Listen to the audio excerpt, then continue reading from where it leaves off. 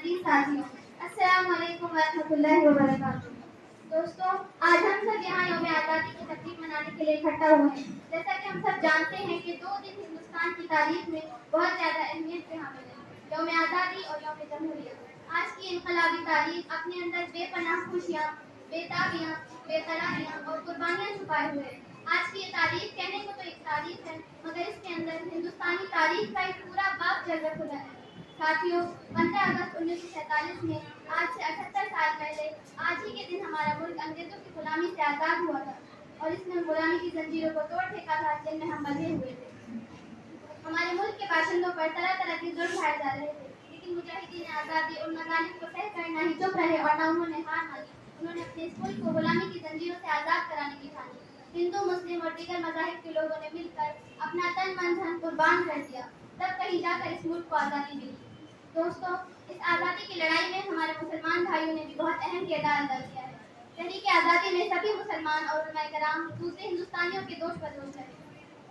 1857 کے انقلاب کے بعد جب انگریزوں کی تحریک ناکام ہو گئی تو انہوں نے انتقامی کارروائی کا آغاز کیا، جس کے نتیجے میں مسلمانوں کو خاص طور پر نشانہ بنایا گیا۔ ہر شہر میں اسکولیاں نصب کر دی گئی۔ دلی سے پشاور تک کوئی درخت ایسا باقی نہ تھا جہاں علماء کرام کو پھانسی پر نہ لٹکایا گیا۔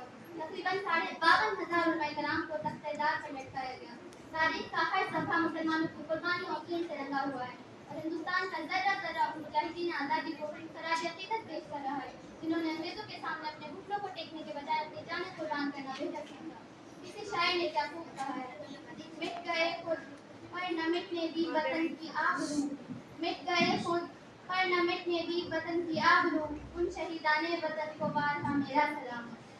لیکن افسوس قد افسوس، آزادی وطن کے بعد ان مسلمان مجاہدین کی عظیم ترین قربانیوں کو قدردانی اور قدر نگاہی سے دیکھنے کے بجائے انہیں بھلا دیا گیا، اور آج ان کے عظیم کارناموں پر پردہ ڈالا جا رہا ہے اور تاریخ کے صفحات سے ان کے ناموں کو ہٹایا جا رہا ہے، اور آج ان مجاہدین آزادی کے لہو کا ہر ہر قطرہ مانو چیخ چیخ کر ہم سے کہہ رہا ہے، میرے لہو کی دھار سے وطن کی بیڑیاں کٹی، میرے لہو کی دھار سے وطن کی بیڑیاں کٹی، مگر کتاب حریت میں میری داستاں نہیں۔ ورق ورق الٹ چکا تلاش میں کمی نہ تھی، ورق ورق الٹ چکا تلاش میں کمی نہ تھی، میرے لہو کے رنگ کا کہیں کوئی نشان نہیں۔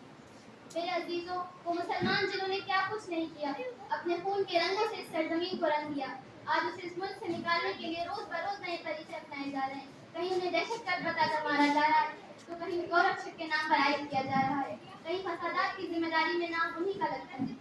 کیا ہمارے مسلمانوں نے اس لیے قربانی دی کہ خود اپنے ملک میں دہشت گرد بلائے جائے؟ کیا یہ واقعی مجاہدین آزادی کے خوابوں کا ہندوستان ہے جنہوں نے اپنا خون دے کر آزادی حاصل کی؟ کیا ہمارے مسلمانوں نے اس لیے اپنی جانوں کی قربانی دی کہ خود اپنے ملک میں غیر ملکی بلایا جائے، ان کو ان کے ہی گھروں سے بے گھر کیا جائے؟